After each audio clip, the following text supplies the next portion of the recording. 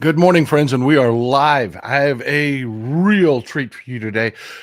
We have Philip Ittner, host of On the Edge, is joining us today to talk about the latest events in Ukraine. I'm already 2 minutes late. I forgot to apologize when I bring him in. So let's just dive right into it. Let's get after it, folks.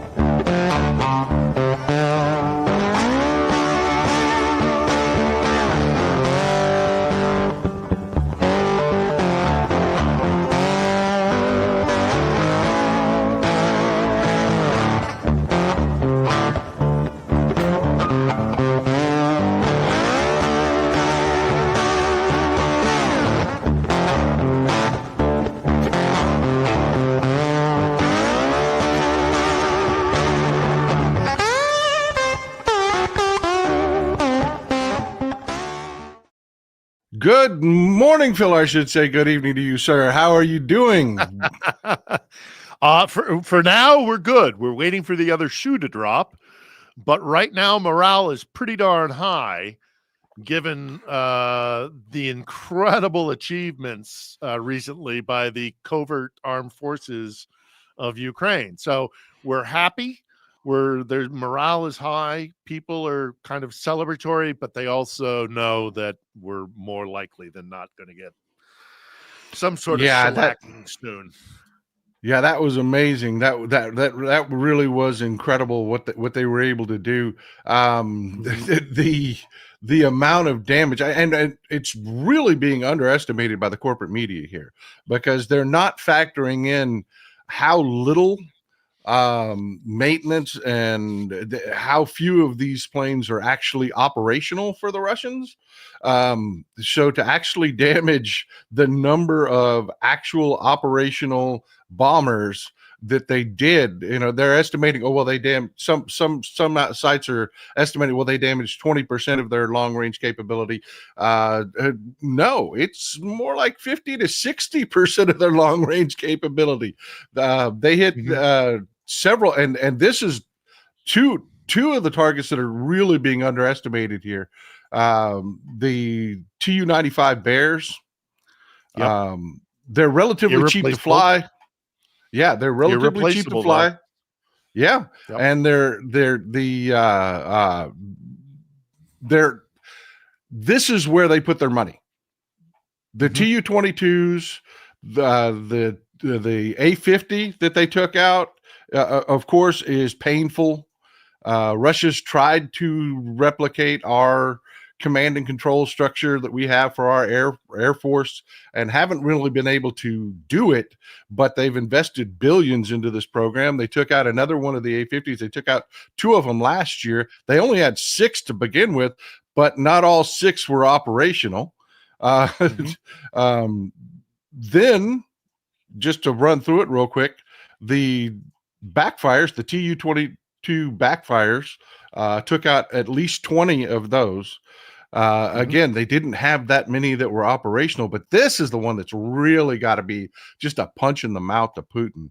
The new Tu-150. I know they took out at least 1, possibly 2. This is a very high dollar bomber that Russia has dumped a lot of money into. Kudos to Ukraine. I mean, that was beautiful work. And then to immediately follow it up with this. I've got a short video clip of the attack on the Kursk bridge. Yeah, the attack on the Kursk bridge. Yeah. But boom. Yeah. Their special forces just did an amazing job, because that had to be done. There's no way for them to get near that bridge with anything that floats. I mean, I guess people don't understand the significance of the Kursk bridge. How could people hear? Well, that's so there's a lot to discuss there, Paul. And if you'll allow me, first and foremost, it saddens me to hear that it's not getting traction in the news media. The press corps is seriously let down the side when it comes to informing the American people about what's happening here, why it's happening, what does it mean, what are the consequences, what all sorts of it's. I should not be the one doing this. There should be, CNN should be here, ABC, CBS, I mean, there's some press that is here continuously, but for my money, not nearly enough because of this is how important this is. And then we talk about what was actually hit there, and thanks for going through the list there. All of those are important. We'll talk a little bit about the Bear. The Bear is the long-range strategic bomber that they used, which was built to kind of counter our B-52s.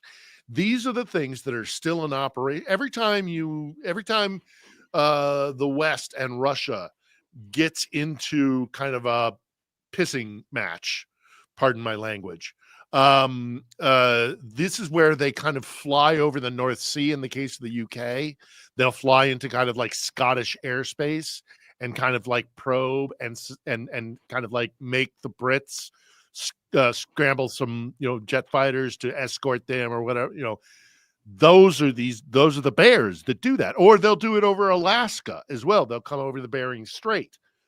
This is that aircraft platform that makes us respond when they kind of like poke our airspace to say, hey, we can bomb you, so that they can saber rattle. And then you mentioned the A-50 there.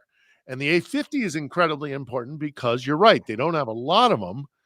And they are there for communications, for long-range radar and identification, for coordination of land forces and identifying enemy forces. So I don't know how many more of these things they have. They don't have a lot, but it will seriously inhibit their ability to coordinate attacks and to identify Ukrainian attacks. So all of those things that you bring up there are really, really important. And the other platforms there, some of them are the ones that drop these glide bombs, which are just dummy bombs that they've kind of attached wings to. They stay in Russian airspace, and previously, because of the limitations that the West, and in particular the US, has put on the armed forces to be able to shoot into Russian territory, these Russian platforms stay in Russian airspace. They drop their glide bombs while still in Russian airspace. And these are the ones that, go in long distances into Ukraine, and they are devastating warheads because they carry these enormous payloads. So all of this is just absolutely devastating.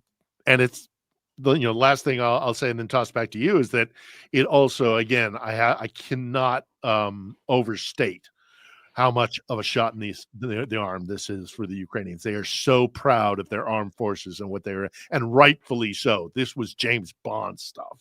This was. Oh yeah, they hit forces in Siberia.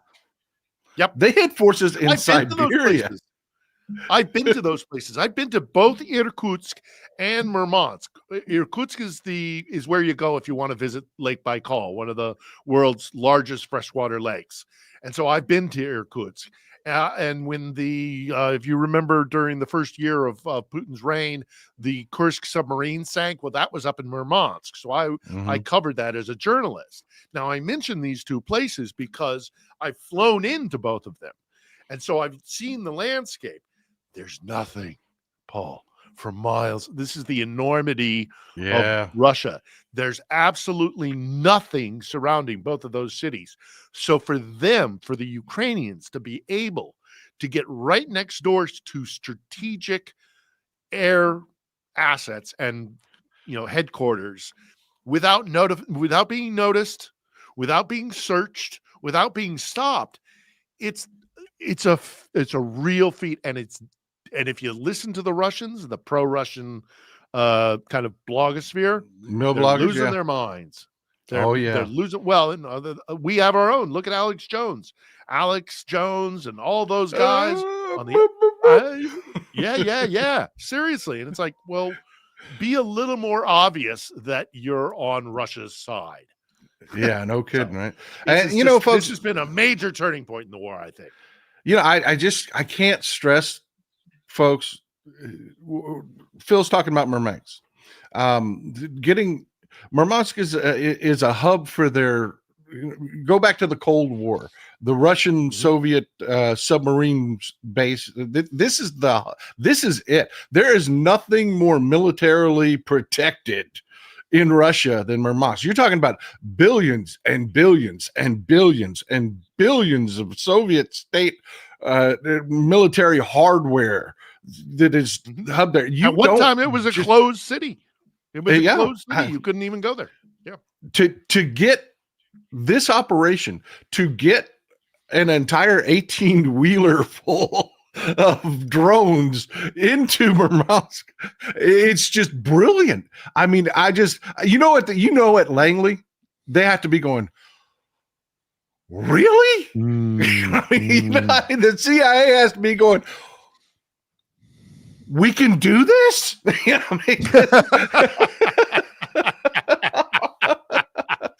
Think about if we'd done this during the Cold War, I mean, oh my God.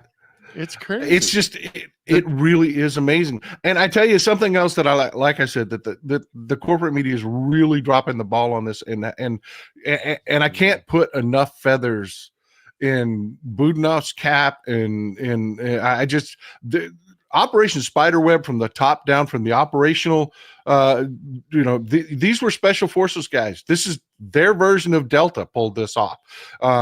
Just from the top down to pull this, you cannot put enough feathers in their cap, because folks, this wasn't just, we knocked out a few bombs and Russia's going to shrug it off. And no, they massively debilitated their bomber fleet. I mean, this is like if someone wiped out half the planes at Offutt Air Force Base in Omaha, Nebraska. You know what I mean? Or got into, our B-2 bases in Missouri or something. This was huge, not just for the fact that you saw this, folks, when the war started. Russia has not been putting money into it's just, well, Phil, you can talk about this more than I can. The graft, the con, the fact that even, I had a guy that was telling me a story about the old Lada planes. Ladas were not bad cars. They really weren't. They just suffered horribly from graft. Russian tires were notoriously terrible. So they would buy shipments of Pirelli tires to put on these Ladas, and they would come in the front door and there would be barges on the back of the Lada factory where the mob were literally loading the Pirelli tires onto and taking them out. The graft and stuff is just crippled the Russian military. So no, they may have built, a dozen or more A-50s. Only 6 were flying. They lost 2 last year. That leaves 4 operational for the entirety of the Russian sphere of influence. And they just lost at least 1 more. Yeah.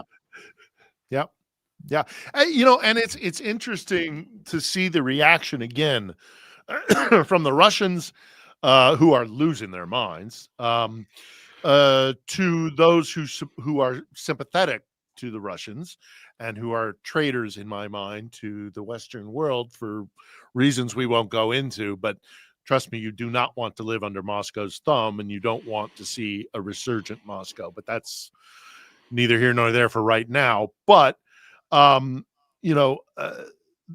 they are losing their minds because, and they insist that NATO was involved, because they hugely underestimate the ability of the Ukrainians, and the Ukrainians have used that to their advantage. The Russians see Ukraine as this little podunk, there's a slur that they use for them, kind of like, kind of rednecks, and these guys are backwater people. these Ukrainians. They underestimate, they cannot fathom that Ukrainians could pull something like this off, which is why you're seeing this narrative grow. And I suspect the traitorous, anti-Ukrainian blogosphere, even in the English-speaking world, will latch onto this because, well, there has to have been NATO involvement, and there must have been, because they can't pull this off by themselves. Again, seriously underestimating the Ukrainians. This war was supposed to last 3 days. We're now well into our third year. So screw you, Moscow, and screw you, anybody who believes in their lies and propagates their lies. Phil, and then there's one other quick. Yeah, no, go ahead. I got one more quick point to make, but go ahead. Go ahead. Well, the other point I want to make is you make the equivalency of like this would have been like our B2s in wherever in Montana or what have you. Vladimir Putin rose to power with the promise that he would make things stable, that the chaos of the 90s would not come again. And that, the deal was, don't worry about your civil liberties. Don't worry about, the corruption that's obviously happening. We promise you that you will not have to go to empty grocery store shelves. You will not have to worry about violence or, chaos inside Russia. The Ukrainians have just sent the message that, no, we are going to cause chaos because you invaded our country. And Putin right now, I'm betting, is not only is, of course, he furious, and I'm sure that there will be repercussions for the military command, but he's not only furious, but I bet he's looking over his shoulder right now because he made that deal. And he's not keeping it because the Ukrainians are wreaking havoc inside Russia, not only with the invasion into Kursk, but now this and the possibility they're going to bring down that bridge that connects, and they will not be able to sustain Crimea without either a land bridge or the Kerch bridge. So all of this plays into this erosion of the idea of the invincibility of Russia or the safety of your Russian citizen.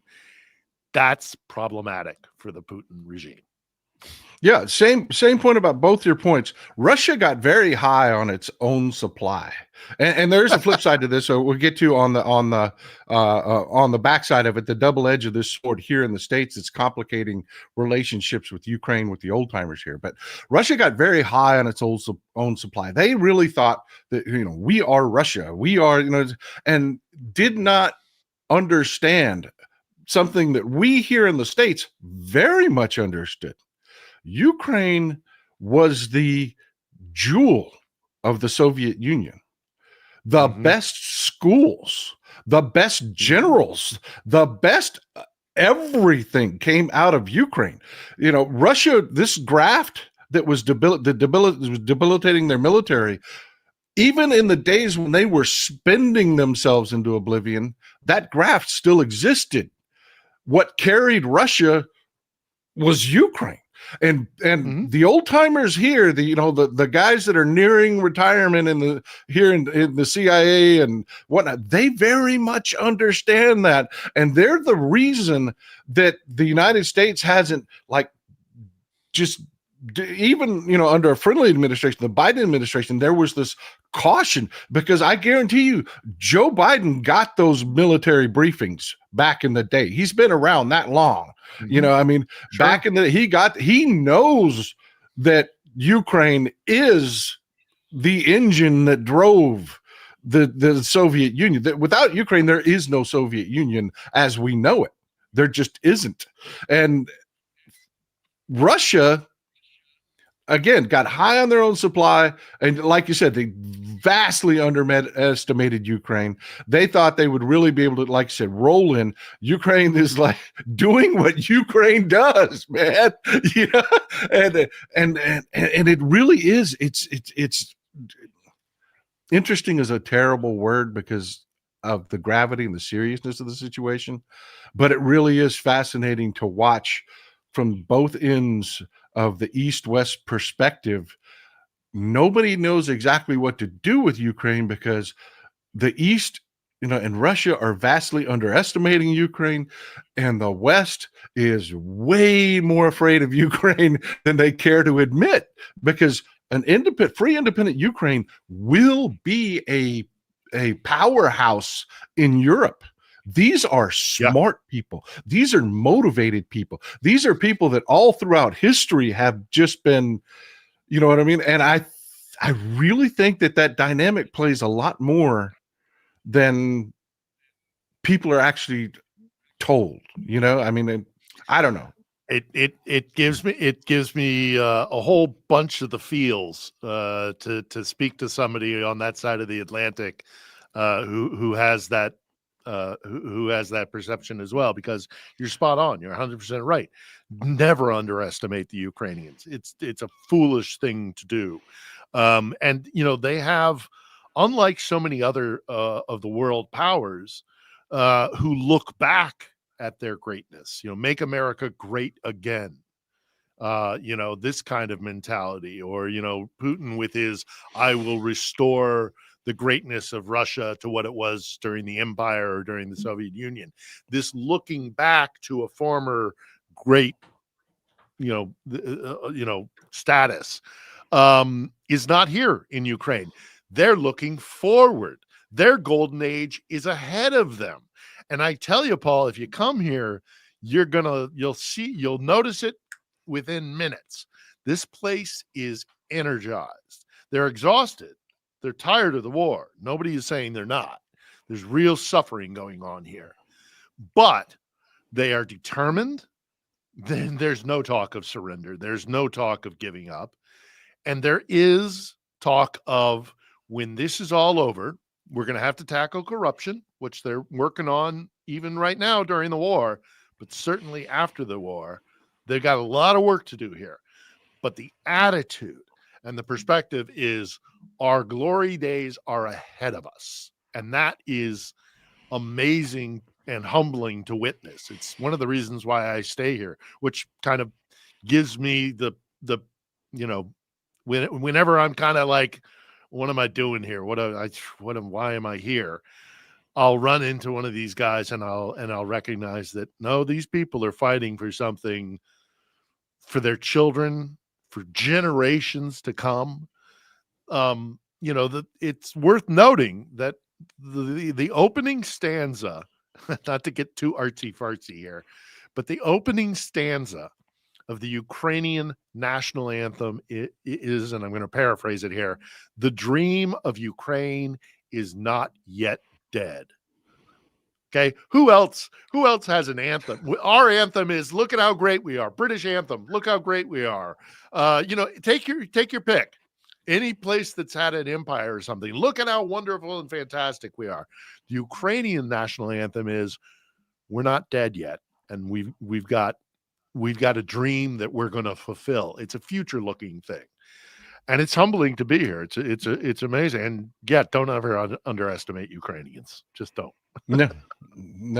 I wanted to ask you. There was a comment that quite a bit got made about it, because you've got so much of our media that has fealty to the GOP and the Republicans.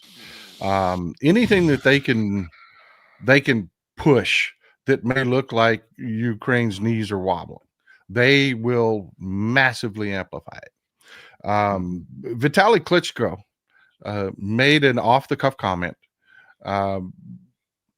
That, folks, if you don't know, Vitali Klitschko was once world heavyweight champion boxing. He's got his doctorate. The man is brilliant. He's the current mayor of Kyiv.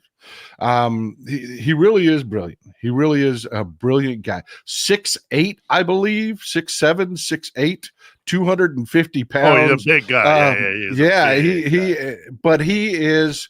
I used to love to watch him box, Phil. I did. He was technically one of the best boxers I have ever seen. I mean, he could just dissect. He could take no matter what opponent he faced, he was 45-2, Phil, and the 2 he lost, he injured himself.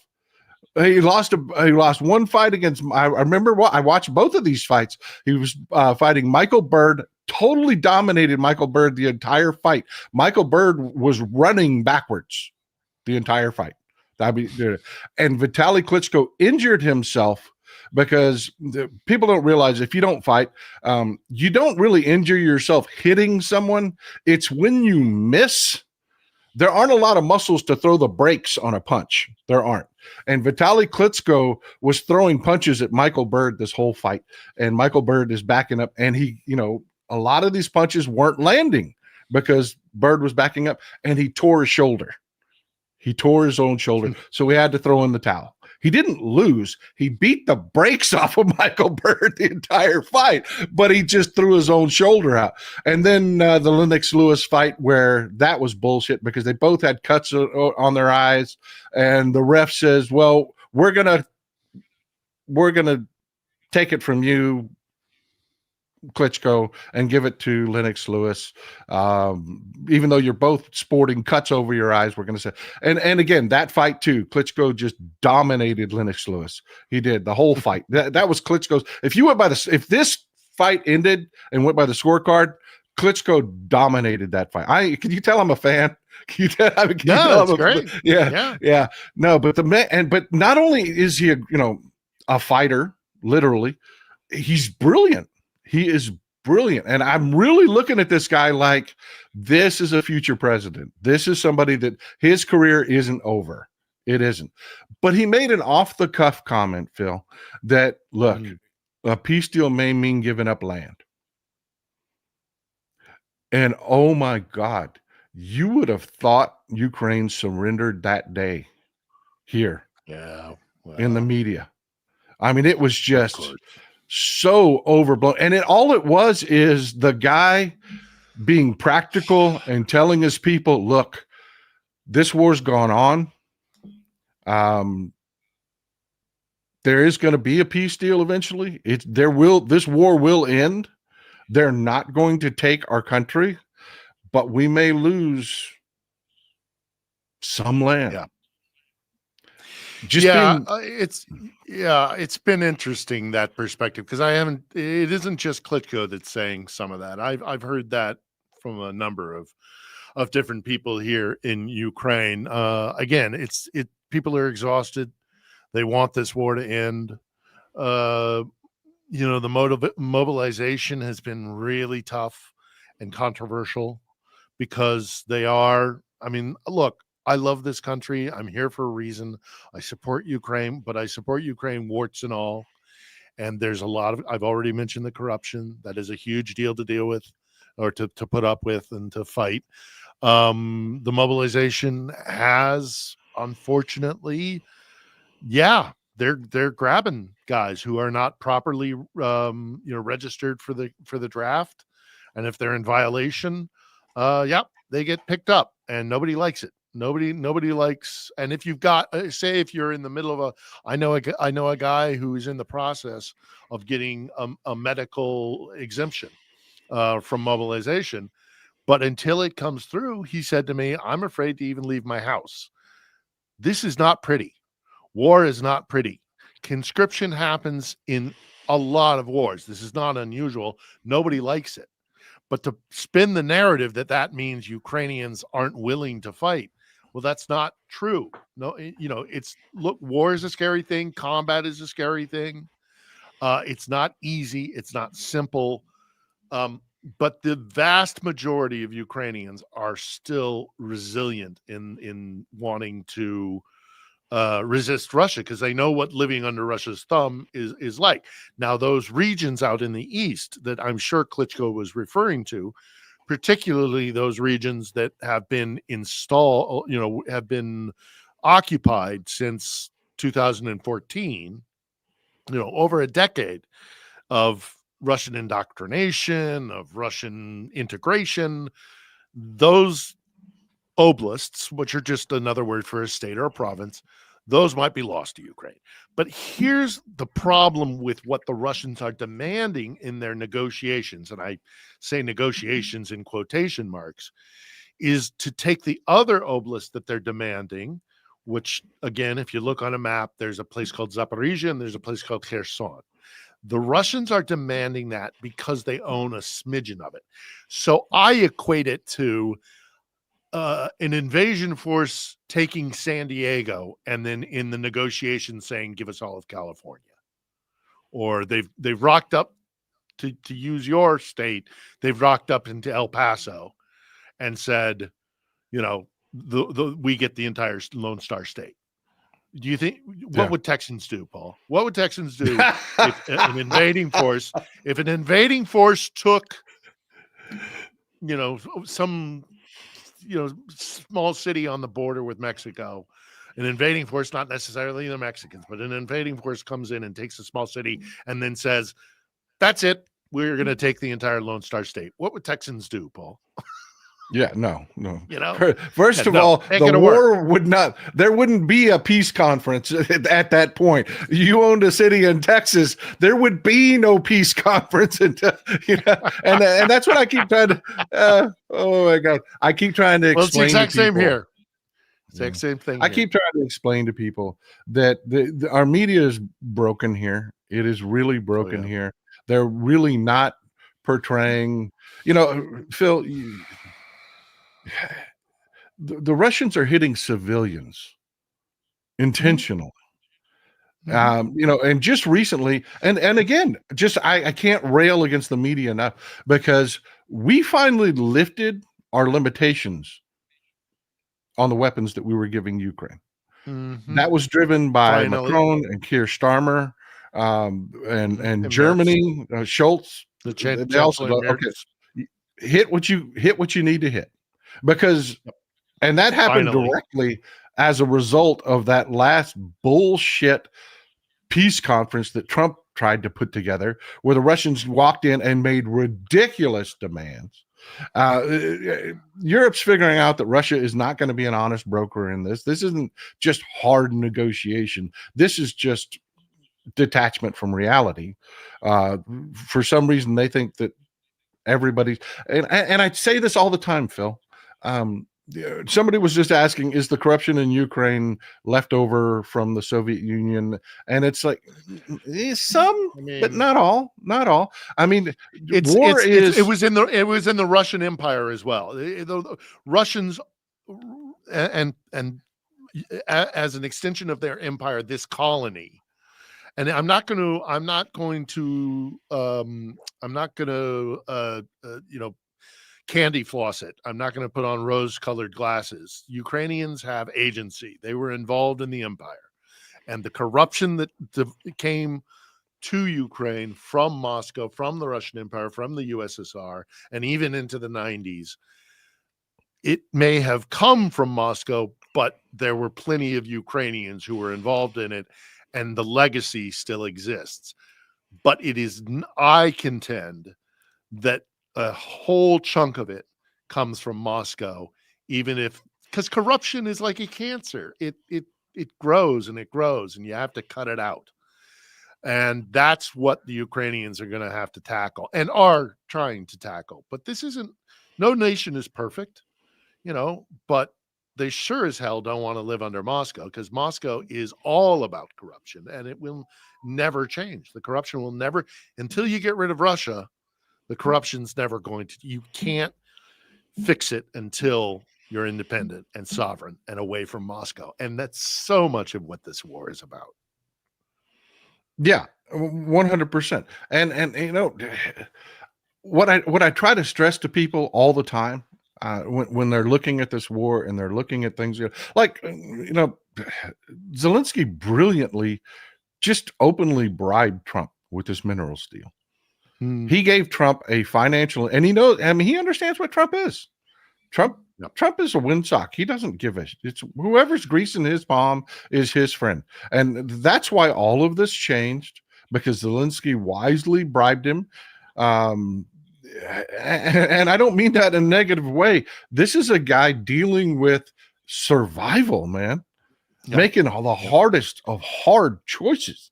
And it is worth mentioning that they did not, it seems, I think it's verified now that, and I think we can take this on as fact, they didn't consult with the White House because they knew they'd leak it.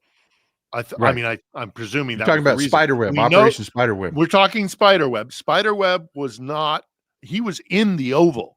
Remember? You have no cards. You have no cards. Meanwhile, we know that Spiderweb took a year and a half plus change to develop this. So he's sitting there in the Oval getting a dressing down by an utter moron, and his buddy, his vice president, his little toady, going, yeah. I mean, it's like that, Christmas Story.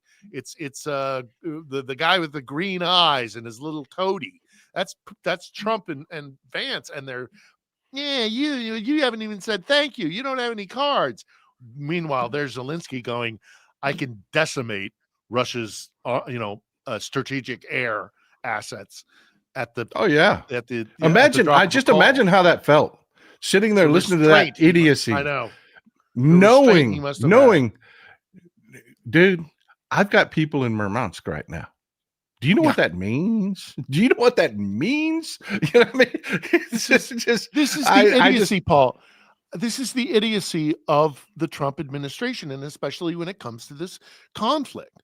Okay, so first off, Trump doesn't understand this conflict. That was exhibited in the Oval. You can't talk, especially don't talk to Ukrainians like they're a colony. Like I'm the big power, you're the small power, you do what I say. They've gone through centuries of colonization. They do not appreciate being spoken to like a colony. Now they're smart enough, Zelensky in particular, although he does have his missteps and there's some critics of him here, he's smart enough to know I've got to get this guy on side because I need U.S. Assistance to fight the war. But it is an embarrassment for those of us, especially Americans who are here in Ukraine, listening to this and going, you have no, I mean, J.D. Vance, let's talk J.D. Vance for a moment here. His own cousin fought here, and he in the Munich security conference, I think 2 years ago, he had an opportunity to meet with Zelensky, and he made a statement saying, I'm not going to meet with Zelensky because I know all I need to know about Ukraine already. Idiot. Stupid thing to say, and now we have Pete Hegseth being for the first time, there is no American representation at the Ramstein conference, the meeting, which is all the heads of the various allied defense ministries or departments of defense. They all meet to have this conversation, to talk about Ukraine, and Hegseth isn't there. I mean, what the hell, man?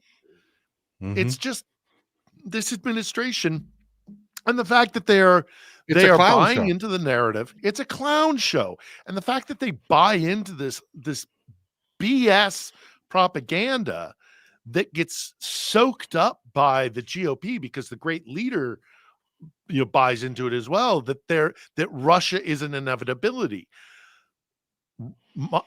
Kiev just proved that that's not the case. So now what's your narrative?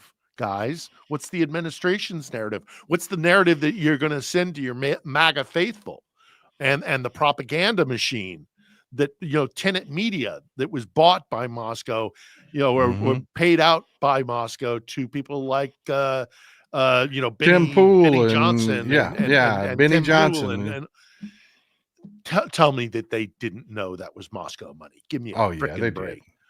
They did. But somebody walks up to me and says, "Hey, Texas Paul, I'm going to give you $100,000 an episode."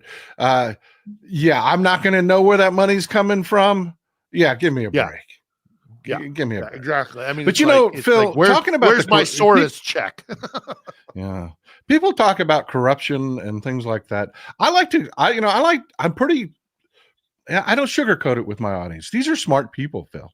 This audience is well above and beyond your average audience. They really are. These are people that are educated. These are professionals. These are, and I have no idea why they're listening to this hillbilly. I don't know why they're here, but they come, and I'm telling you, they understand if you just tell them the way things are. And one of the things that I've constantly beaten on this war is young men dying and old men making money. And on that subject, on that notion, Zelensky and his minerals deal, which the devil's in the details, but the minerals deal was so brilliant because you had so much of Europe playing the Neville Chamberlain bullshit. Well, we'll be there for you when it's over. I mean, they watched that deal get signed, and they watched their money sweep off the table. And then all of a sudden, Macron doesn't have the opposition he had anymore in France. All of a sudden, Schultz is not getting that headwind that he was, Germany especially, they were really, really, really, because they're having serious financial troubles in Germany. They were really, really having a hard sell with their support of Ukraine. All of a sudden, those headwinds kind of softened a little bit when you saw this was so brilliant on Zelensky's part, because it is forcing Europe to realize, oh, if we keep doing this, well, we're not going to get that gravy we thought we were going to get out of this deal. And the enraging part, now I just want to leave this with you. This is going to make people really angry. But those mineral deals, I said the second they sign that mineral deal, I've told my audience, that is going to Russia. That is not coming to the United States. Because that kind of mining, it takes billion-dollar investments and a year of nothing, no returns, nothing. There won't be a single truckload of anything out of the frickin' ground. And the surveys in Ukraine are decades old. So not only is it a massive investment, not only is it going to take time, it's a gamble. It's a gamble. And there are not American mining companies lined up to move to Ukraine. But Russian mining companies, it's a drive. It's just hop on the highway and start hauling equipment. You know what I mean? It will be Russian companies contracted to operate a lot of these mines, and people are going to lose their freaking minds over this. And it's like, you can't. You have to understand, after this war, Russia will exist. Ukraine will exist, and Ukraine's going to be an amazing place, Phil. It really is. It is going to be an amazing place. But the folks that Putin fears, the guys with the cash, they're going to want to do business. And you're going to get those people that are very simple narrative people that are going to be like, oh my God. It's like after the Iraq war, when Chinese oil companies moved into the oil fields and were doing a lot of the service work. It's like, yeah, they do it cheap. Yeah. They're like, we fought a war for that. And it's like, no, you were just told that. You know, I mean, I try to prepare my audience for the realities of the situation. There will be peace in Ukraine, and then it will be about business. I'm really liking what I'm seeing out of Zelensky and his awareness that reality can actually drive people. It gives me some hope, put it that way. Yeah. Well, first and foremost, let me just follow up on what you said about your own audience there. You're right. And I really appreciate you having me on, and I'm at your disposal anytime to speak to your audience, because it's a privilege to be able to carry the message from Ukraine to an audience such as yours. So thank you for that. Secondly, when we talk about the future of Ukraine, I think you're right. I think as the Trump administration has repeatedly made asses of themselves and stumbled all over the place and been, frankly, an embarrassment, that the Europeans are waking up to, we can't stick our heads in the sand and hope that this will go away anymore. We have a series of bad outcomes here. What is the least bad outcome? And I think they're waking up to the idea that we have to help Ukraine achieve success of some sort. I don't say victory because I don't know what victory looks like. This is an awful war, and nobody's going to walk away from this unscathed. But I think the Europeans are now waking up to the idea, and I think there are elements within the United States. Look at, Graham and Blumenthal and their proposed sanctions bill. There are still, and I'm sure your audience it counts, a lot of there are a lot of Americans that support Ukraine, and rightfully so. Because let me just make this point 100% clear. This war is happening whether we like it or not. Trump likes to say, this war would never have happened if I'd have been president. It reveals an ignorance of what the meaning of the reasons for this war. This war was always going to happen. There's a reason why there was the 94 conference to build the memorandum to give up the weapons, because Ukraine always knew, because of its history, eventually, even after getting knocked down on its knees, the first thing Moscow does when it gets back up on its feet, it comes back here. And they all knew it. That's why they even had the 94 Budapest conference, where they gave up their nukes in return for assurances of their sovereignty. That meant nothing. They knew, and it meant nothing, and it's not worth the paper. And that's why whenever this ends, Ukraine is going to insist on real, tangible defense assurances. But there will be a Ukraine. The possibility of Russia sweeping through this country is slim to none. But let's say they do. Sorry. A resurgent Moscow doesn't have to have tanks on the Champs-Elysees. A resurgent Moscow doesn't have to have, Russian warships pulling up at port in the UK at Portsmouth, or paratroopers in Gdansk in Poland. A resurgent Moscow can sit in Ukraine in the strategic posture that will deliver them, and say to the power brokers in Europe, do what we tell you to do, which is, in other words, act with corruption and, a kleptocracy like we have here in Russia. Either you do it or look at the tanks, look at the nukes.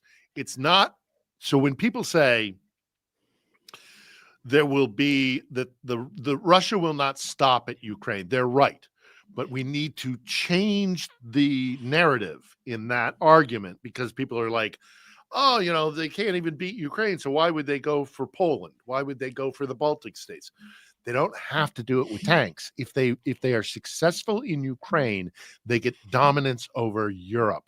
Dominance over Europe means a kleptocracy in Europe, and it also means they ain't going to be very good trading partners with us. And as much as Americans and the Trump types would love to be isolationists, the world don't work like that no more. We have got to trade with Europe, and so we must stand with Europe. And this is the line in the sand. And so that's why we have to sell this, I guess, to the MAGA crowd, or Americans with heads on their shoulders know this because they know their history. This is why I like to talk to my audience. Doesn't happen. Yeah. This is why I like to talk to my audience, Phil, about, subjects taken out of the abstract. These events take these notions and ideas that we have and pull them out of the abstract. And you can talk to people and say, look, this is really happening. And one of the things that we could take from this is, there was a notion back in the 1980s, 90s, and what you're talking about, there doesn't have to be tanks there. Look at the relationship between Japan and the United States. The United States just did not have the head for what that relationship. Japan very clearly, and they didn't shy away from saying this, business is war. And they won. They did. Toyota builds here in Tomball, Texas, and Americans think, well, we won. We won. No, you didn't. That factory responds to their bosses in Tokyo. They don't answer to DC. They answer Nippon Steel. I just talked about this in the last show. Just bought U.S. Steel. And Trump is walking around telling people, oh, yeah, that means Merck is in charge and we're going to pick who's on the board and this, that. It doesn't matter who's on the board. They're owned by Nippon Steel. They respond to what their bosses tell them. Mm-hmm. Period. That's it. Mm-hmm. Japan owns U.S. Steel literally right now. That's a done deal. That is... People need to understand that when there is a peace, it doesn't mean the war is over. It's just shifted to the business front. And Russians have very much understood that. That's why they call London Londongrad. Not because there are Russian tanks in London, because there is Russian money in London. And it has huge influence. And this is why having an idiot like Donald Trump, who has no freaking clue, talk about no self-awareness and no understanding. It's just insane. And the worst part about it is, we can talk about this business stuff, but it boils down eventually to the people. And I was watching your show with Alexandra Medvedchuk. Yeah, wonderful. Absolutely, from the Center for Civil Liberties. Yep, and just won the Nobel Peace Prize. Yeah, talking about what this means for people. And man, I tell you, that was a great episode, Phil. I mean, if you want to tell the folks who Alexandra is, and a little Alexandra bit about that, is one of our favorite guests. We do a weekly show. In kind of a more traditional sit-down interview format here in the studio in central Kiev. It runs about an hour long, and give or take. We publish every Sunday, competing with my old bosses at 60 Minutes. I'm joking. Our audience is nowhere near that big, hoping to grow it. But we do it every Sunday, 8 p.m. Kiev time, which I think translates to 1 p.m. Eastern. And Alexandra was a fantastic guest. We've had some other great ones, but she was wonderful. And here's a woman who you can see carries the weight of the world on her shoulders, because it is her responsibility to document human rights violations and war crimes. So her entire day is filled sitting across from people who have known suffering, the likes of which, we can only speculate about. It's just what the Russians are doing is horrific. I mean, we talked about this briefly earlier, but for God's sakes, they hunt people with drones in the city of Kherson in what is called the human safari. We also had Zarina Zabriskie, who's a Russian-American, Ukrainian-American journalist who lives down there, and she documents this human safari where they chase people down the street, civilians, well knowing they're civilians because there's an operator on the other end with drones. I mean, it's terror. It's a terror tactic. So Alexandra got her Nobel Peace Prize along with her team because she does this very important work of documenting what the Russians are doing and the terrorism and the brutality of what they're doing. And you can tell that she is deeply affected by it. So we talked about the actual work she does. We talked about the situation in the occupied territories, but we also talked about what it means on a personal, human level. And she was very sincere, and it was moving because you could see the pain. And yet, even then, and this pisses me off about people in the Trump administration or the MAGA types who say, you know, Ukraine is none of our business and all this crap. Look Alexander in the eyes. You look in her eyes and you listen to what she says, and then you talk about chucking Ukraine under the bus because it's inconvenient for you, or because your God King has a special hard-on for Vladimir Putin. You know, she even though she has every right to be furious with America for its wishy-washy nature and it's not throwing itself full throttle behind her country, even though she has every right to be frustrated and Well, let's angry. be fair, Phil. We betrayed them. We betrayed them. We gave them security assurances in exchange for their nuclear weapons, and we fucking betrayed them. Yeah, Quit candy coating. And we did. And she has every right. She has every right to be furious with us. But she actually said to me in this studio, thank you from the bottom of my heart. Thank you. I mean, it's what the fuck, man? What the actual fuck? I mean, it embarrasses me. It frustrates me. It embarrasses me. I'm ashamed, Paul. I'm ashamed to sit across from a woman like that who is doing the hardest work you can possibly think of, or a soldier that I may meet who has left his family and leaves his children behind to go and fight for their future. And he might die, but he's still going to go and do it. He might be exhausted. He might be bone tired, but he's out there fighting. He's on the line between barbarity and civilization. And make no doubt about it, what the Moscow crowd, what the Putin crowd presents as an alternative to what we have, as flawed as our democracies are, is nothing we want to live under. And I have to look these people in the eye on a daily basis. And it infuriates me so much. You know, I sit in my bed. And I listen to the air defenses go off, and I'm not hearing Patriot missiles. I'm not hearing Patriot missiles anymore, Paul. I'm hearing, Bradley. I'm hearing, M2s. I'm hearing 50 cals go off. I'm not hearing Patriot missile systems. That's because we, in the form of Donald Trump, and okay, let's admit it, also the Biden administration, were totally fucked up when it came to the policy. We need to just stop messing around and realize we got a choice. Either we support the Ukrainians in their defense, or we leave them to their own devices, and they will not stop fighting. The only difference is we're going to sit on the sidelines and watch more people die. And it's a fucking disgrace. And I'm sorry for my language.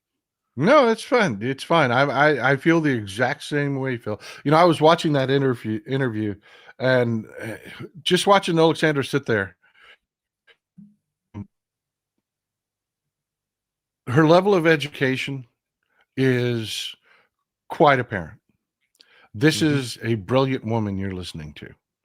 You can tell when someone measures their words. You can tell when someone is understanding the environment that they're in, and you can tell just by listening to her exactly how accomplished and smart she is. A beautiful woman, stunningly beautiful woman. And she is sitting there and explaining an interview she had with a woman that was held down and had her eye removed with a spoon.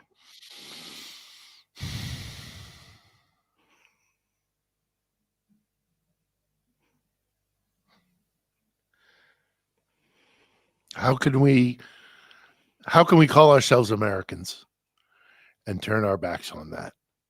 I mean, this is barbarity. This is cruelty. And we promised to stand with them, and we've broken that promise. It's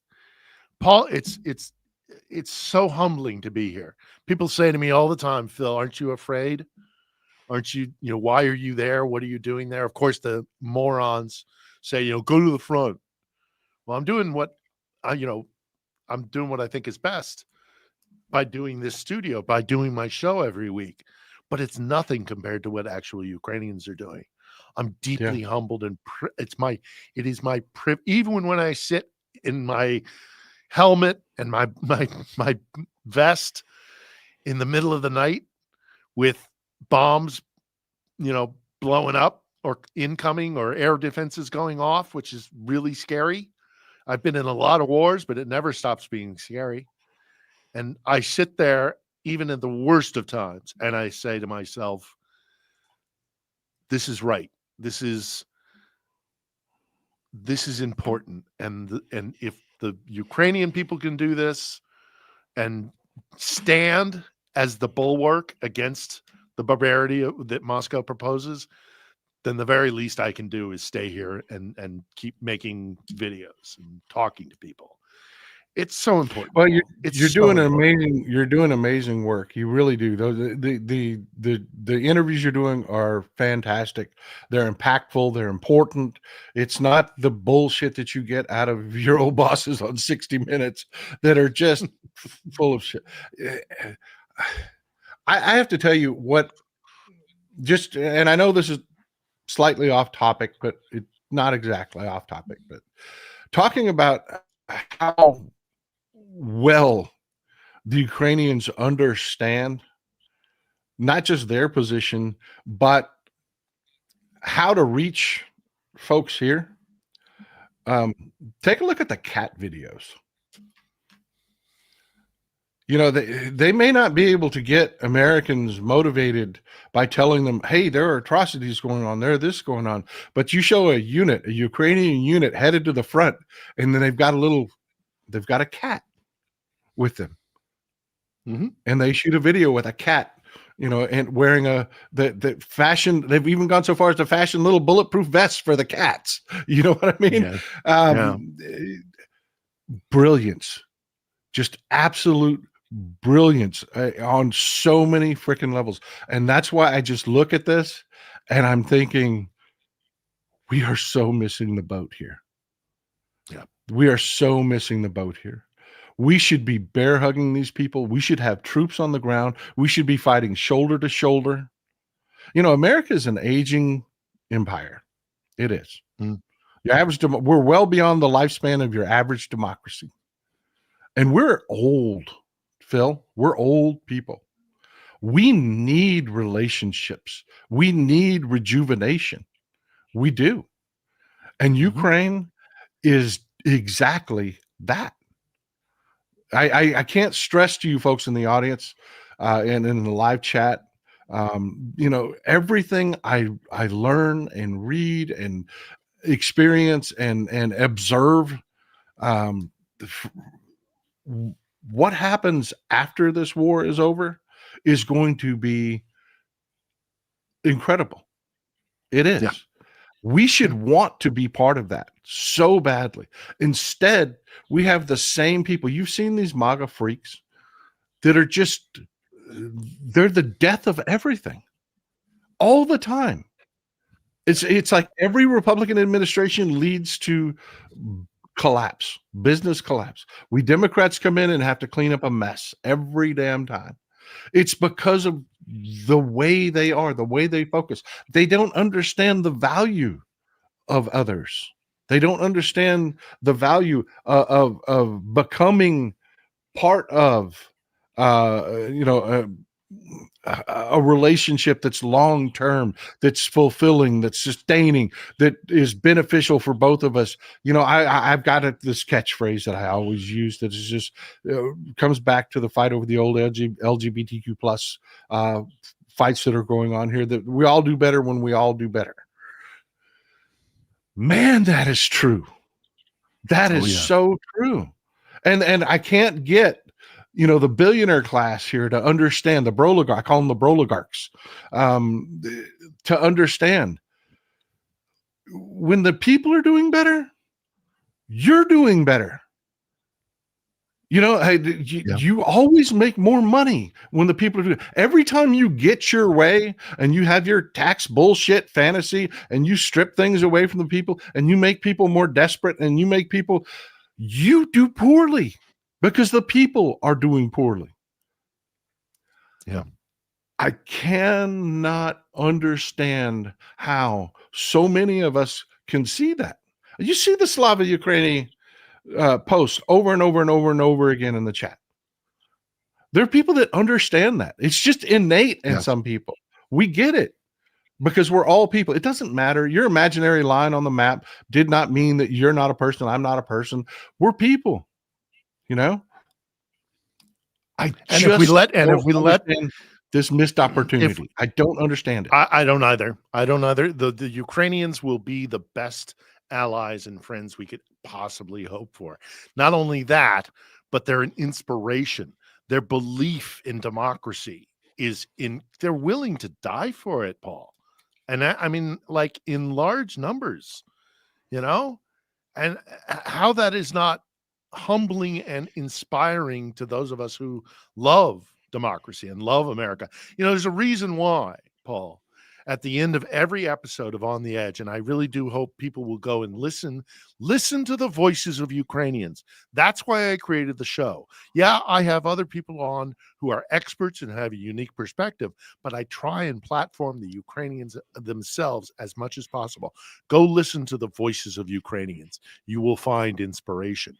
There is a reason why at the end of every single episode of On the Edge, I put a quote by Abraham Lincoln, who writes in 1855, he writes a letter to his childhood friend, Joshua Speed. It's called the Speed Letter. It happened during Bleeding, Kansas, 1855. And he's having a debate with Speed about slavery. And it really, obviously with Lincoln, you know, every bit of it is interesting, but there's a particular quote that I pull and put at the end of every episode of On the Edge. And it goes something a little like this. We started this nation with the idea that all men are created equal. We now believe it's all men are created equal, except for, in the parlance of the age, Negroes, Catholics, and foreigners. Sound familiar? If the know-nothings ever get control of the government and control of this country, know-nothings is just MAGA or KKK or the Confederacy. They've always been with us. They're there with us now. But Lincoln writes in 1855, if the MAGA of his time ever gets into power, I would rather immigrate to a country like Russia, where at least they don't pretend to love liberty. He wrote that in 1855. Okay, this is nothing new. What Moscow, so the reason, let me clarify a little bit more.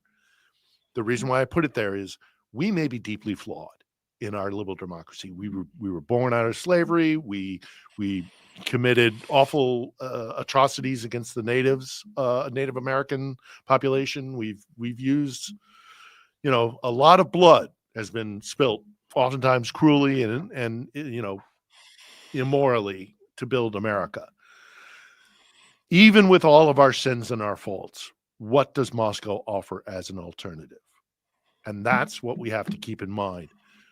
We may not be perfect. We may be deeply flawed, but the Ukrainians are willing to fight and die for the same ideals that our forefathers created in a very flawed system, because they know Moscow today does and always has represented bold-faced brutality, where there is no liberty, there is no freedom, there is no democracy and self-determination.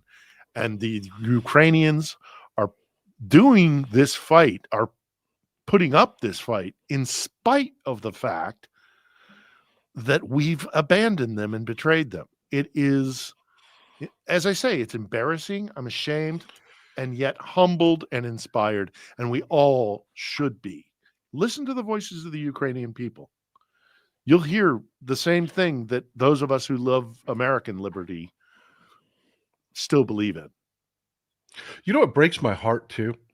Just listening to what you're saying there. Putin talked about, that nonsense. It'll be over in 3 days and this, that, and the other, and all that bravado. Wars are never over quickly. They're not. They do drag on for a little bit. But as far as just a straight up kicking ass contest, people do not understand what spending more than 26 of your closest allies spend on their military buys you, if we would just commit to this conflict, it would be over in 3 months. Yeah. It would. Yeah. Russia would be back within its borders. We wouldn't invade Russia. No, there wouldn't be a nuclear exchange, but we would kill every Russian standing on Ukrainian soil in 3 months.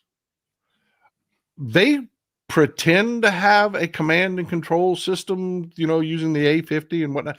We actually have a command and control system that can coordinate everything from a foot soldier in a foxhole to a general in DC to a pilot in an F-35. All of it is networked together. We have AI systems that have been working. We like to talk about AI now, and most of what people are saying is absolutely useless. But what the military has been working on, I call them synthetic generals, it's really freaking good. You take a look. I talk about. You ever heard about the Battle of Conoco Fields? Of course. That was that was the last time Russia and the United States actually had a kicking ass contest with each other, and we swept. I will never. Yeah, and I will never forget the communications that we because we had their communications also, and they're like, give me a report. How are we doing this, that, and the other? And the guy's like, we're getting our ass kicked. And they said, well, what is their troop strength? And there's 2 fucking guys and a coffee pot calling in airstrikes, destroying our, because we actually had real communication and coordination and plan. You know what I mean? And we could end this. This is what we spent the money for. You want to say we're the world police? Then fucking police. Use this military for good. Because what's on the other side of it is, hey, don't invade your neighbor. Because, the U.S. might show up. I mean, we really could. And this is not over a 1 million war. Russians in the ground. The Ukrainians fighting with what little resources they have put over 1 million Russians in the ground in the last. We could decimate the Russian military, and we don't. And it just breaks my freaking heart, man. What did we do this for? And I just want to reiterate as well. I don't know how much longer you want to go, but I do want to reiterate this one other fact is that this idea that this is a forever war, this is some other escapade like Afghanistan or Iraq, couldn't be farther from the truth. First and foremost, the Ukrainians will fight for themselves if we give them the means to do it. You're right. We could do a lot more. We could do a no-fly zone. We could be kind of logistics. We could be a backfill. But the Ukrainians will fight their war for themselves. But this isn't a forever war. Quite the contrary. If this is resolved, this conflict, which, if you know your history, the triangle between the Baltic Sea in the north, the Adriatic in the southwest, and the Black Sea in the southeast. This little triangle has been fought over by empires for centuries. If this is concluded and drawn to a decisive end where there are sovereign borders, this ends a massive source of instability within Europe. This is not a forever war. This is an eminently winnable war, and we can make it happen if we just find the cojones to do it. Yeah, I really don't understand how anybody with any means, wherewithal, and understanding would not push for a quick conclusion to this, get back to business, do what we built our military to do. Turn that fucking dog loose in this. Because like you said, the Ukrainians are doing this, and they have French weapons and munitions, English weapons and munitions, American weapons and munitions, Russian weapons and munitions, and they have a logistical nightmare of providing. You know how hard it is to make sure the right ammunition gets to the right fucking unit when you don't know exactly what weapon that unit is specifically used. They are doing it, Phil. And like you said, even if we did not put our troops on the front line, if we just took over the logistics, if we just open the floodgates on weaponry, this would be over. This would be over. That's the only thing keeping the Russians involved in this. They have one weapon manufacturer, Russia, with one, everybody uses the same damn ammunition, the same damn, they don't have the logistical struggles that Ukraine has that we're imposing on them. Because of this idiotic, let's everybody chip in a little bit, no. How about all of those Abrams tanks that we have parked in all of these depots because we keep buying tanks that the Army says it doesn't want? So they take them off the train, and they drive them to a depot and they park them. I got an idea. Let's fly those fuckers over to Ukraine and end this. It's not like we're not sending pallets of money, which is the narrative that the GOP and the MAGA types like to push. They're not sending money. They're giving money to the arms producers who then buy news and create new stuff, and then their backfill is sent over here. We're sending weapons, not money. It's a lie that this is some sort of massive corruption, money laundering scheme. This is weapons. This is putting weapons in the hands of people who are defending themselves from an aggressive, barbaric invader that has plagued them for centuries. It is long overdue that this country has liberty and sovereignty. And it's a disgrace that we're not doing it. And you're right. If we just decided, we got a whole bunch of bad decisions and choices to make, but what's the least bad one? And the least bad one is support these people to the hilt. And if we let ourselves be caught like deer in a headlight because we're afraid of Russia and its nuclear club, then we're always going to be running scared. We're always going to, what message does that send to the world? If you have nukes, you can do whatever the hell you want. And if you don't, you're just going to get pushed around. What message does that send? No, we got to make sure these people win. Yeah. Well, Phil, I really appreciate you being here. Host of On the Edge. You can catch it. I have put it down in the description, a link to his YouTube channel. I guess a couple quick news notes I got to go over. You're more than welcome to hang out if you want to. It's domestic stuff. I don't know if you want to or not, but I'm so glad you're here, Phil. I love our conversations. I really do. I am only but an email away, Paul. I am at your disposal. It is my privilege to speak to your audience, to speak to an intelligent, sympathetic, and compassionate audience. And so I'm thanking you for doing that, for letting me talk to your audience. And again, I'm at your disposal. Please, yes, do go. And not for me. I don't need the ego boost. It's not about me. It's about the voices I'm trying to platform. Listen to the people of Ukraine. You will be inspired. You will be humbled. You will be informed. This is a fight. Nobody likes a fight. Nobody wants a war. Nobody wants this war to end more than me. I want to go home. Nobody wants this war to end more than the Ukrainians, who are suffering in ways you can't even imagine. But they're willing to do it because they believe in freedom. They believe in, self-determination, democracy, all the things we as Americans are supposed to believe in as well. We need to support them. So I thank you for your time, Paul. I thank you for letting me talk to your audience. And I'm, from the bottom of my heart, I am 100% sincere when I say all you ever need do is write me, and I will be here at a moment's notice to talk to this audience. I'm super grateful, Phil. I really am. Folks, just to touch on it again, Phil just released an interview with Alexander I'm going to screw this up. Medvedchuk. Yeah. Just watch it. It's what, about an hour long, 45 minutes long. Yeah.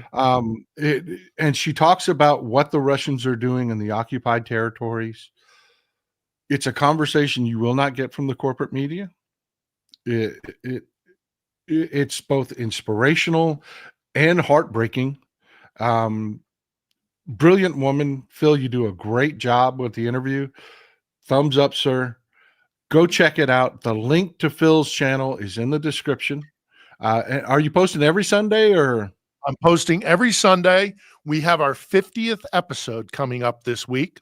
We're actually going to do, it's our intention to do a double episode this week to mark our 50th and to really do a deep dive into what happened with this recent amazing covert operation inside Russia by the Ukrainians. And we speak with a former military attaché to Moscow, General Peter Zvak, and we also speak to an officer in the SBU, formerly, he's retired in quotation marks, an officer in the SBU who, that's the organization that launched these attacks. So this Sunday, General retired Peter Zwak and an SBU officer. It will no doubt give you some insight into the importance of what just happened here with this surprise attack. But yes, please go back into the catalog of our previous 50 episodes that we've put out every Sunday. Listen to Alexandra's one in particular. Paul is right. She was fantastic as a guest. But look at others. Listen to Zarina Zabriskie talk about the human safari in Kherson. We have an interview on there with a guy who is an honest-to-God monuments man who has the guts to go to the front line as the Russians are advancing on city and towns and grab as much art and cultural items of heritage to Ukrainian identity. And even under fire, he's collecting these things and bringing them back out into safety. We platform unique voices with particularly interesting insight into this war, but more than anything else, we try to platform the voices of Ukraine. So again, Paul, thanks for the time. I do appreciate it. I'm going to have to dash because the batteries are running low on the old headphones. But it's been a pleasure. And again, I'm at your disposal anytime. Please listen to the always welcome, Phil. Thanks for being here, man. Thank you, sir. All the best. Great interview. I love my conversations with Phil Ittner. And just to recap real quick, the interviews he does are over different subjects. So really, if you want to spend some time with him, that's great. We've got a couple of things that we've got to talk about that are going on domestically. We talked about what was going on with Nippon Steel buying U.S. steel. Folks, there's a lot happening that is going to affect our business environment. The new steel tariffs. This is just a fantastic article from NPR. You've got a domestic steel manufacturing company that is screaming to anyone that will listen, what the hell are you doing? See, folks, if you don't realize, we kind of specialized here in the U.S. We don't do a lot of the low-end, low-profit, mild steel production here. A lot of what we make is very specialty stuff, very specialty types of aluminum, very specialty types of steel that require, there are different kinds of steel, folks, for different purposes. We don't make a lot of the stuff that somebody that manufactures, this company manufactures the mesh that goes into concrete. No, they're not going to use high-end steel for that. They're just not. And he's screaming to anybody that will listen. And this is a guy that supported Trump because he thought, oh, this is going to help my business environment. He is screaming to anyone that will listen, how the hell am I who's making steel mesh. How am I supposed to buy the most expensive steel in the world, which is U.S. steel, and compete with companies that aren't? It just doesn't work that way. I'm done. These tariffs are ending my business. And it's like, well, part of me is like, have the day you voted for, but the other part of me is that practical, we have to, business is business. The business of America is business. Just because these people were idiots doesn't mean we don't need the factories and we don't need the jobs. But yeah, it's all coming home to roost. Trump is a moron. We just did not have time for this. And folks, I'm sorry I didn't stop to read the comments. I posted the comments that you sponsors of the show. I'm super grateful, but I wasn't going to interrupt our guests to read them. Wendy Bauman here says, I wish MAGA family would listen to your show. I'm one blue dot in a family of red. Thanks again. Great show today. Hey, tell them to watch. Tell them to watch.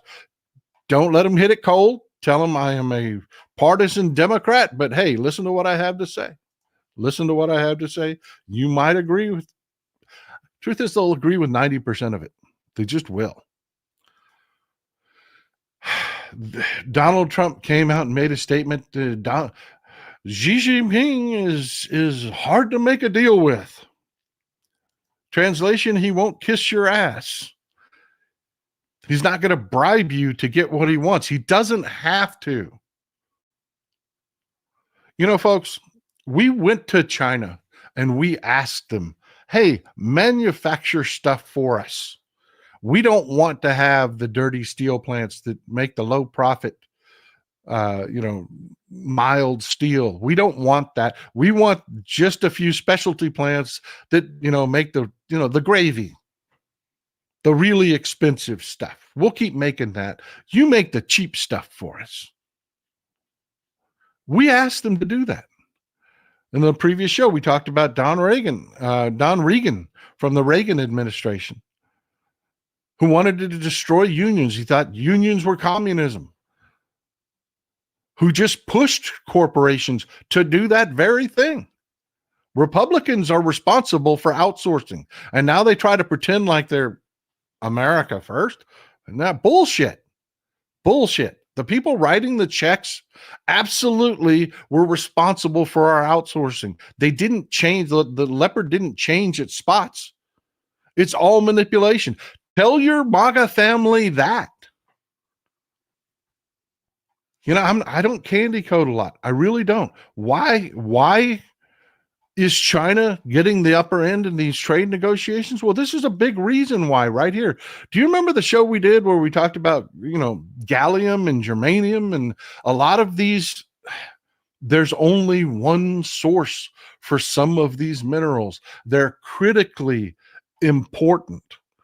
I cannot tell you you cannot manufacture chips without germanium. And China owns a monopoly on it.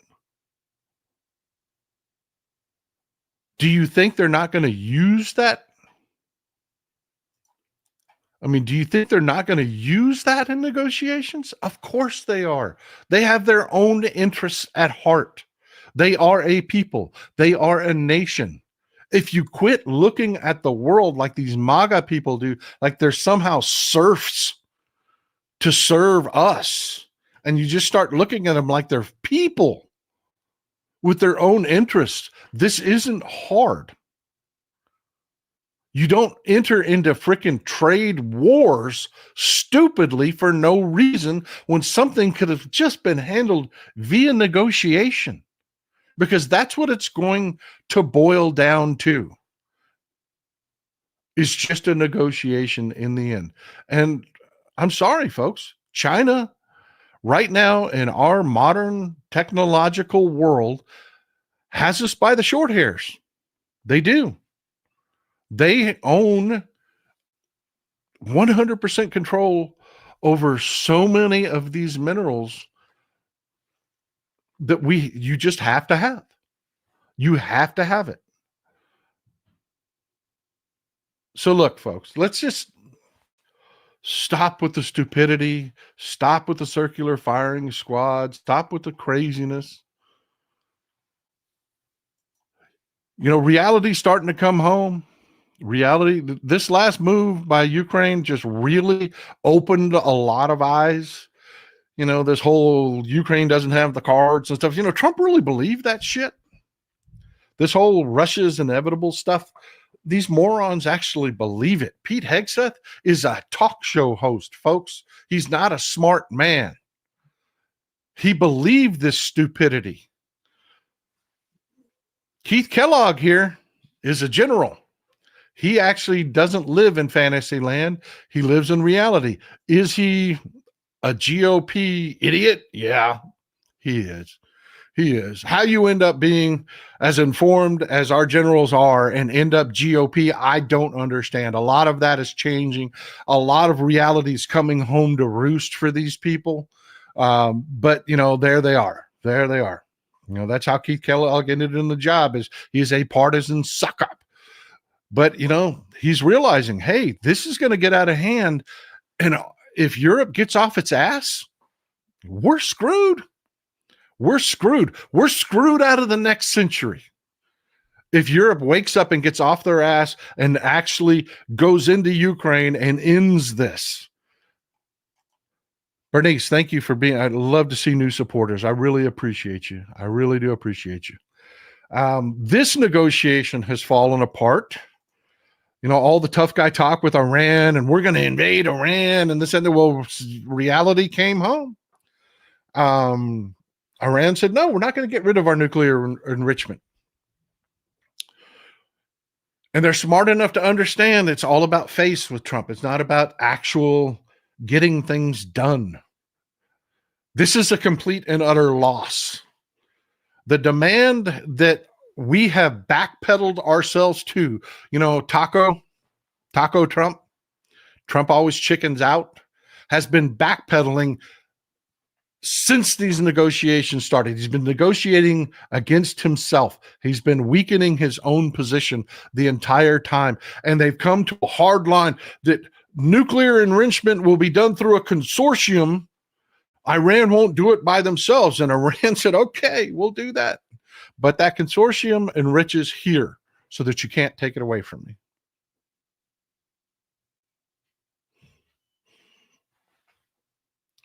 We just handed Iran relationships with every other nuclear partner out there. We just gave Iran a seat at the grown-ups table. That's what we negotiated. And if we don't accept this, we look like assholes. Because it was our demand. Literally, their only stipulation is, okay, we'll do the consortium route for enrichment, but you do it here. How freaking brilliant is that? Iran just negotiated their way to the first tier table.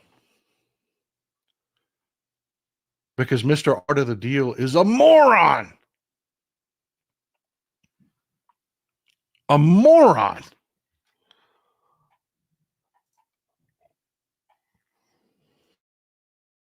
Oh, that's funny. Alan Davis says, maybe Trump thinks this is like golf. The low score wins. No kidding. No kidding. Are you following me with that, folks? Iran, which was on the outs in the Middle East. Iran was in its weakest position in decades after all the hard work the Biden administration did with all of the governments there to push for peace, to end Iran's support of the Houthis. Everything that they've done will diminish, not end, diminish their support of the Houthis.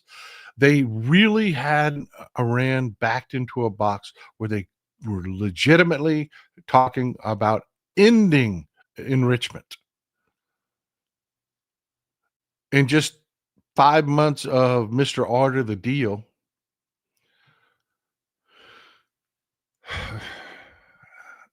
and Iran is now sitting at the table with England and France and us and Russia and China. Way to go. Way to go. But you're going to get some MAGA butthead. Ooh, Trump made peace. Huh. Yeah. It's like, I can't even I just can't. I just can't. I just can't. Well, folks, I keep going on and on and on and on about getting involved with your local Democratic Party. Don't leave me here. Stick with me. I want to give you a firsthand example why that is so critical. This is really happening right now. This is Tarrant County, Texas. That's Fort Worth, folks. If you're not familiar with Texas, Dallas-Fort Worth is a metroplex. It is two big cities that are right on top of each other. Dallas is here. This is Tarrant County, where Fort Worth is. The judge in Tarrant County, Judge Tim O'Hare, is a rabid partisan Republican. He doesn't give a shit about people. He gives a shit about Republican power. That's it. He doesn't serve the people of Tarrant County. He doesn't. He is about taking care of the oligarchs. He's just like what we've got in Austin from the Republicans. Take care of the oligarchs, screw the people, and power it any way you can get it. This is Tim O'Hare. He is the judge. Now, the way it works in a county government is you've got a commissioner's court, and it's presided over by a judge. Okay, Tim O'Hare was elected to judge. He's brought in a Republican firm called the Public Interest Legal Foundation. It's a law firm. It's a law firm that specializes in Republican gerrymandering. It's what they do. I've told you over and over again about, you hear about polls and stuff they talk about on the evening news and things like that. That kind of polling is crap. It's crap. There's so much more intense. I'm talking block to block level polling out there. Groups like the Public Interest Legal Foundation, they're the ones that pay for that really high quality, intense polling. And they redraw districts with the sole purpose, this is Tim O'Hare, with the sole purpose of getting Republicans more power. It is not about serving the people. It isn't at all. This is what we're looking at, the redistricting they're trying to shove through in Tarrant County.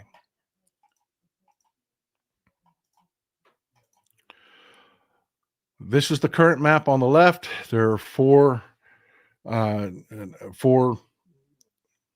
tongue-tied. They're not districts, they're precincts. There are 4 precincts. Precinct 1, 2, 3, and 4.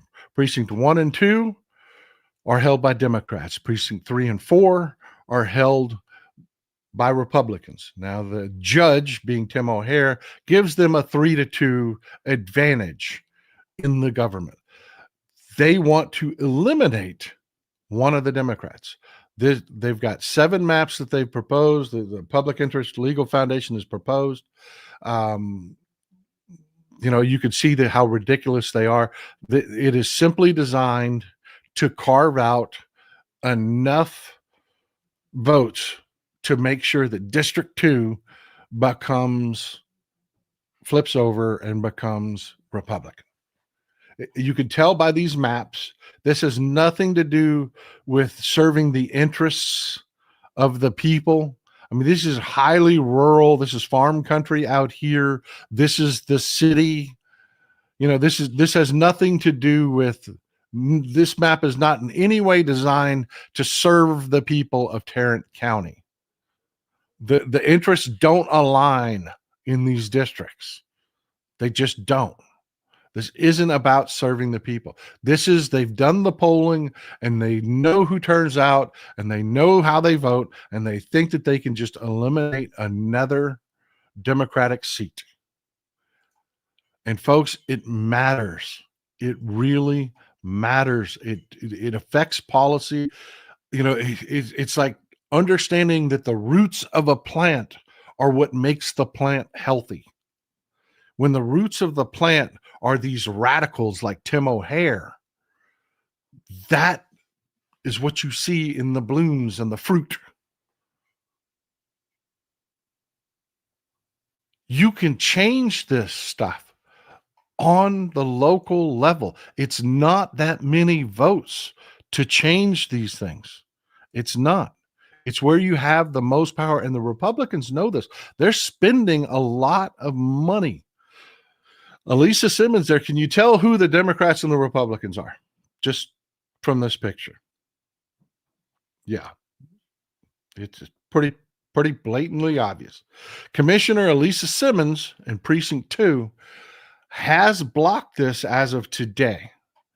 She engaged in a filibuster, which isn't technically a filibuster, but that's what she did, to put this on hold for another day. But they are really ramming this through in Tarrant County.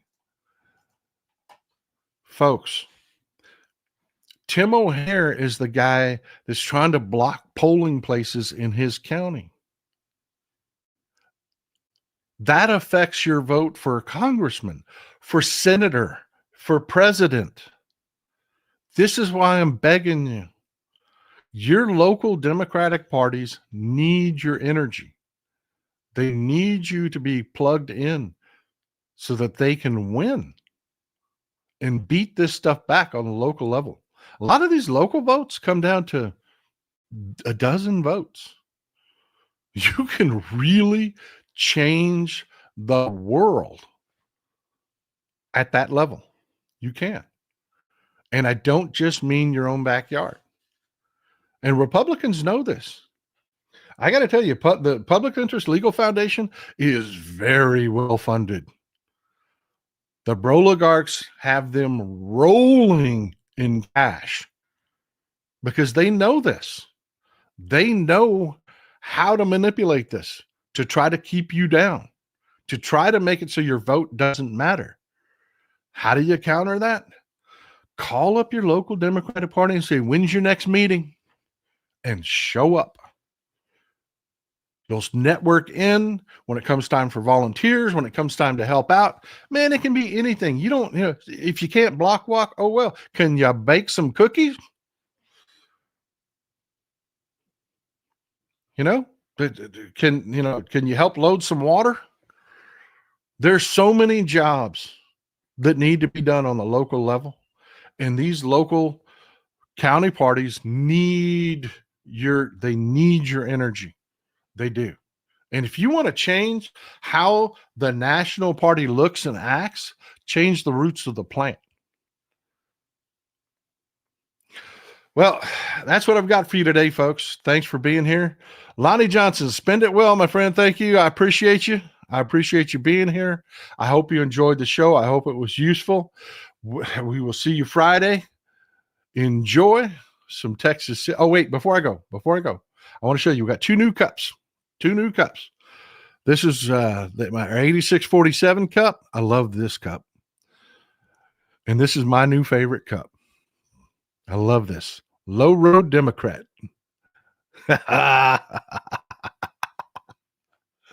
Enjoy some Texas cities at night.